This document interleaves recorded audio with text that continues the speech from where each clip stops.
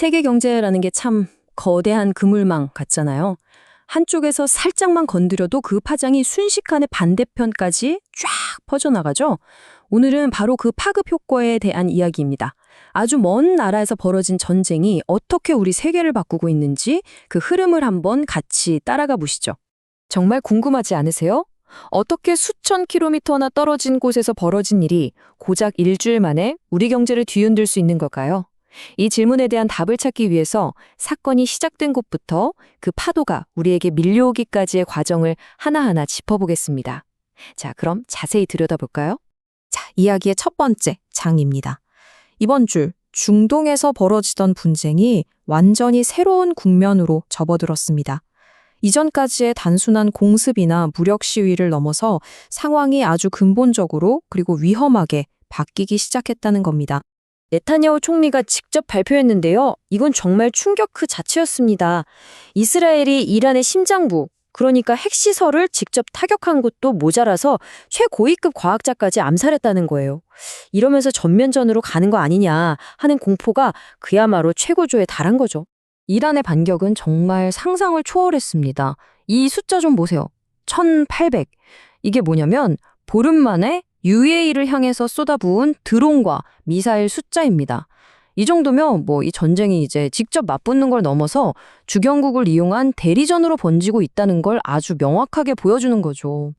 그리고 어쩌면 가장 위험한 신호가 바로 이겁니다. 뉴욕타임스 보도인데요. 이란이 전 세계 해상 물류의 동맥이라고 할 수 있는 호르무즈 해협에 기뢰, 그러니까 바다에 지뢰를 깔기 시작했다는 겁니다. 이건 정말 분쟁이 가장 위험한 당대로 치닫고 있다는 뜻이거든요. 자, 이제 시선을 좀 넓혀보겠습니다. 중동에서 시작된 이 거대한 충격파가 세계 강대국들 사이에서는 어떻게 작용하고 있을까요? 벌써부터 예상치 못했던 승자와 패자가 갈리기 시작했습니다. 지금 미국을 보면요, 굉장히 혼란스러운 모습이에요. 트럼프 대통령은 대외적으로 우리가 이겼다 이렇게 선언을 하고 있는데 내부적으로는 완전 딴판입니다. 치솟는 기름값 때문에 발등에 불이 떨어지니까 러시아 제재를 풀어줄까 만지작거리고 심지어 100년도 더 된 법까지 뜯어고치려고 하고 있죠. 전쟁이 미국 국내 정치에 얼마나 큰 압박이 되는지 보여주는 참 모순적인 상황입니다. 여기서 말하는 존스법이라는 게 뭐냐면요. 1920년에 만들어진 한마디로 미국 해운 산업을 보호하기 위한 법입니다. 그런데 무려 100년 넘게 지켜온 이 법의 면제를 검토한다는 것 자체가 지금 미국 정부가 유가 안정을 얼마나 절박하게 생각하는지 그대로 보여주는 대목이죠. 바로 이때입니다. 이 모든 혼란과 위기를 틈타서 엄청난 이익을 챙기고 있는 나라가 불쑥 나타납니다. 네, 바로 러시아입니다. 이야기에 아주 흥미로운 반전이죠. 자, 이 숫자 좀 보세요. 플러스 1억 5천만 달러. 이게 감이 잘 안 오시죠? 하루에 벌어들이는 추가 수입입니다. 우리 돈으로 환산하면 매일 2천억 원이 넘는 돈이 러시아 계좌에 그냥 꽂히고 있다는 얘기예요. 파이낸셜 타임스가 분석한 건데 유가가 급등하면서 러시아가 엄청난 횡재를 하고 있다는 거죠. 파이낸셜 타임스의 분석이 아주 날카롭습니다.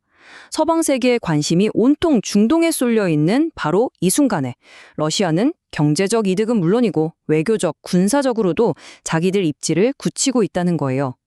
반면에 무기 지원 순위에서 중동에 밀려난 우크라이나는 그야말로 패닉 상태에 빠졌다는 보도까지 나오고 있습니다. 이 파급 효과는 여기서 멈추지 않습니다. 이제 또 다른 대륙, 바로 우리가 있는 아시아로 번져 나갑니다. 미국이 중동에 집중하면서 아시아에서는 예상치 못했던 힘의 공백, 즉 안보 공백이 생기고 있습니다.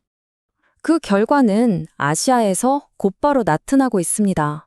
미군 항공모함은 물론이고 사드 같은 핵심 방어 자산들이 중동으로 이동했어요. 심지어 성주에 있던 사드 포대까지 철수했습니다. 이 틈을 타서 일본은 독도 영유권 주장의 목소리로 높이고 있고요. 한국 같은 동맹국 입장에서는 안보 불안이 커질 수밖에 없는 상황인 거죠. 자, 드디어 이 모든 국제정세의 파도가 우리가 발딛고 있는 바로 이곳 한국 경제에 직접적인 충격으로 밀려왔습니다. 먼 나라의 전쟁이 구체적으로 우리의 주식시장과 정부 정책을 어떻게 바꾸고 있는지 한번 살펴보겠습니다.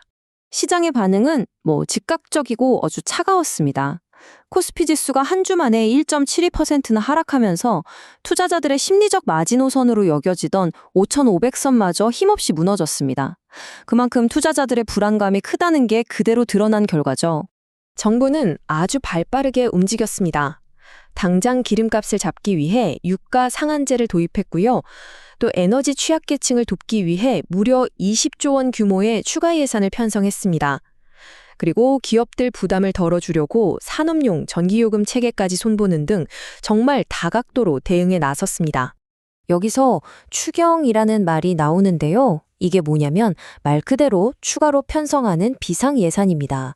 전쟁이나 재해처럼 전혀 예상치 못했던 위기 상황에 대처하기 위해 쓰는 돈이죠. 그러니까 이번 20조 원 추경은 중동에서 시작된 외부 충격에 직접 대응하기 위한 정부의 카드라고 보시면 됩니다. 그런데 이 위기 속에서도 업종별로 표정은 극명하게 엇갈렸습니다. 여기 표를 보시면 방산이나 에너지 관련 주식들은 오히려 강세를 보였어요. 반면에 우리 경제 기둥인 반도체는 유가 충격과 외국인 매도세 직격탄을 맞았고요.